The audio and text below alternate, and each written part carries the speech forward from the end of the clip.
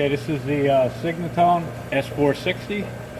This is your interlink controller. So typically what I do is I'll power this up first. Go ahead and power up the computer.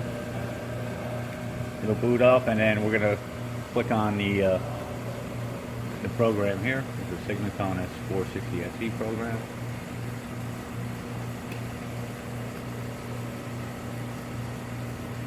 So if you look over here at the actual stage, it's going to go through initialization. It's going to go to the back right.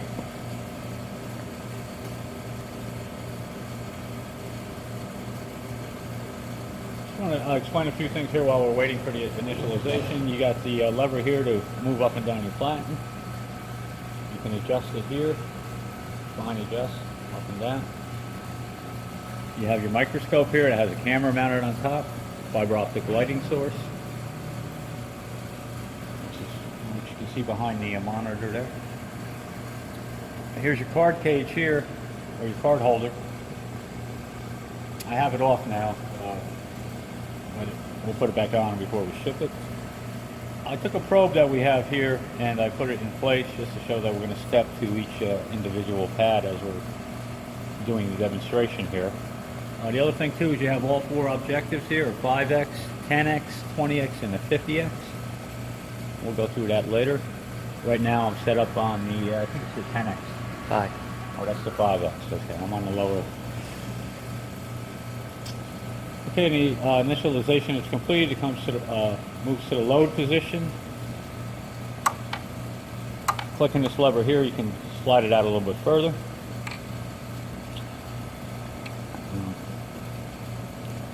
And we have a 5-inch wafer on it. Well, you can put a 6-inch. It's a 6-inch chuck. So looking at the software here, there's quite a lot involved in the software, so you're going to have to go through it. There is a, if you go to help, you'll be able to find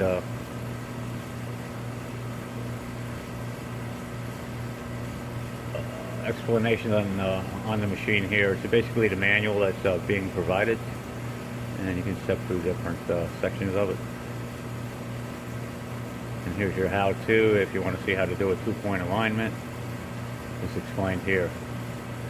So I'm not going to spend too much time on this, but you can find the information you need on how to operate the machine in your help menu. Okay, so the first thing we're going to do is we're going to go ahead and open up the motion control panel here, and by hitting more, we're going to go to Wafer Load, which is where we're at right now. So in this case here, what we'll do is we'll go ahead and put the wafer on at the center. You got a lot of motion on your stages here now, so what you need to do is make sure that it is secured in there. Alright, now that we have the wafer loader, we're going to go to wafer center.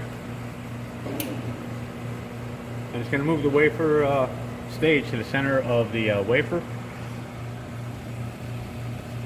You can see that the data is off on the wafer, so what we're going to do here, the first thing it calls for is a 2-point alignment. And we're going to hit start on that. I just want to show you that there is a scan distance we have set for 100 millimeters. So it's going to move from left to right 100 millimeters. We'll accept that. That's saved in a program here. Now I just want to show you on the file setup, or actually you can hit this icon here. It'll show you some information here. Close out of that. Put in file setup.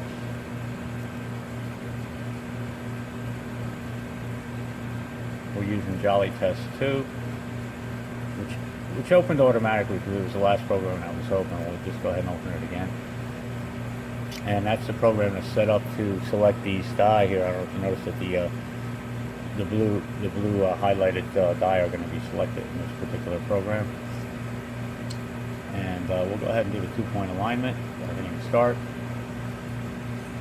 And then by using our motion controller, we have it set to medium, so we'll move up to a street. For instance, we'll pick this line here.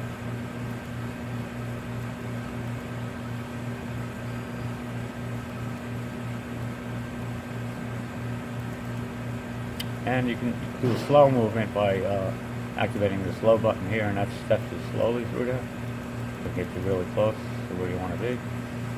We'll hit that as our set point 1, and we're going to have to move down. We'll go back to our medium setting.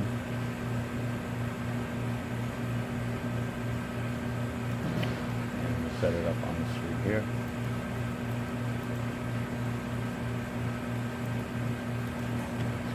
Slow.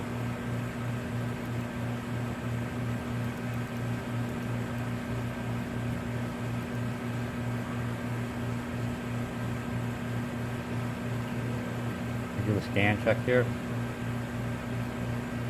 See, it's pretty close, but let's do a final line on that. So it allows you to do that.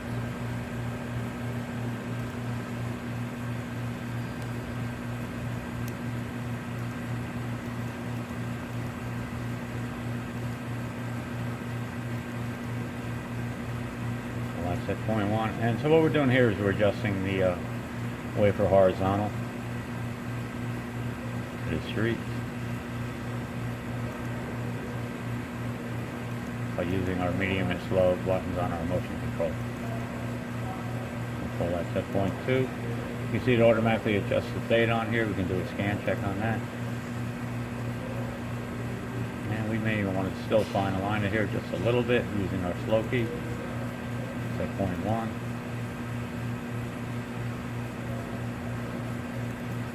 Set point 2. And we'll check it here.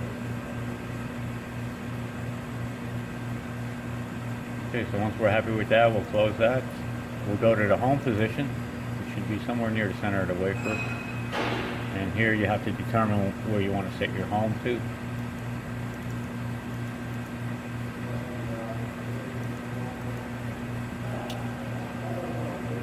Okay, we'll come back in a little while. All right, so at this point we got to determine where you want to start your home position. So what I'll do here is I'll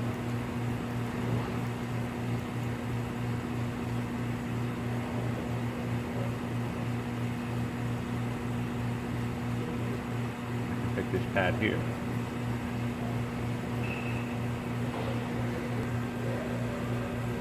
Okay, once we determine that this is going to be our home position here, we're going to go ahead up here on the top line and click on the Set XY Home.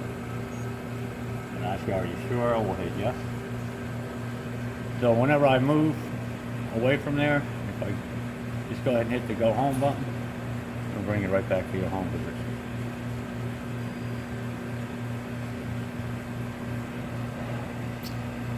All right, once we have the home set up, let's look at the we'll go to setup here for prober setup, and then in this parameter series we're going to set your wafer size, your scan distance, XY steps. So I already predetermined the steps for the wafer that I'm using here now, and you also have the chuck step setup.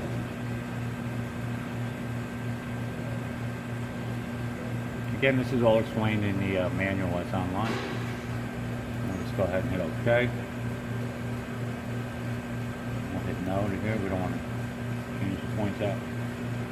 And I just want to show you that it is operational. So what I'm going to do is I'm going to set up a probe here. So it's going to be set right to the crosshair here. It's going to take a little time. So I'm going to set it up, and then we'll come back and I'll show you how it's set up, and then we'll go ahead and run the program.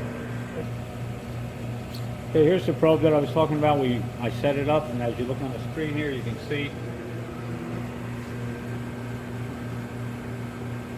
probe is set right to the crosshair, and by moving this icon up here we can lower and raise the Z stage or chuck. So this is your chuck down.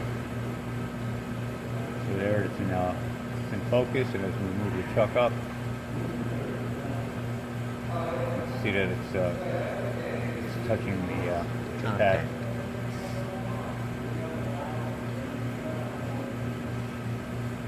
So I'm going to go ahead and enable the Z-Chuck overdrive.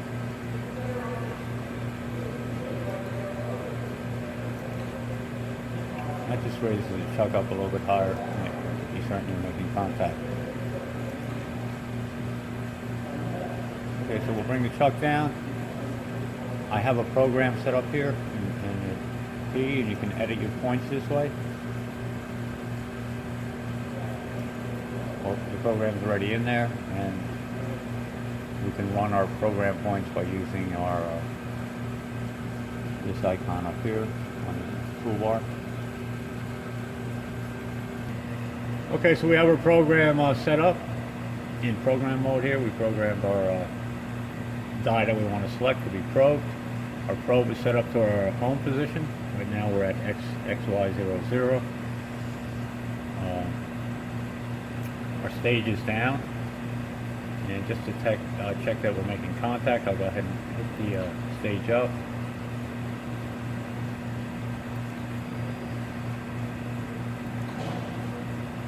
And you can see that it's making contact on the pad. It's a little out of focus here, but it's because of the height difference. So we're going to stay in focus in the down position, and we'll go ahead and hit run by selecting the run program points icon, and we'll do an auto run on this. It's asking if you're sure. We'll hit yes. We're going to do one loop, and we'll unload the wafer after the loop here. If you want the chuck, Z chuck to move up, we'll go ahead and hit yes. You can see that it's 269 points within a probe. Let me just move this out of the way.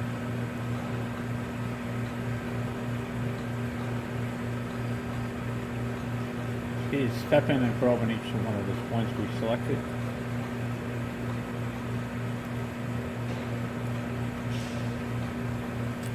Over here where the red box is, that's the actual die that it's probing.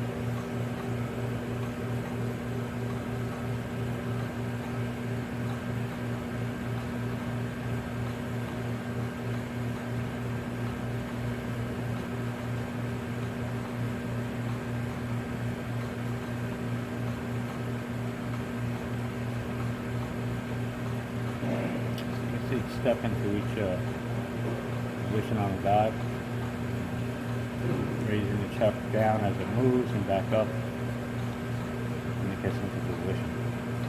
Again, this is just a demonstration to show that the machine is functional. Come over here, you can see 7 grips.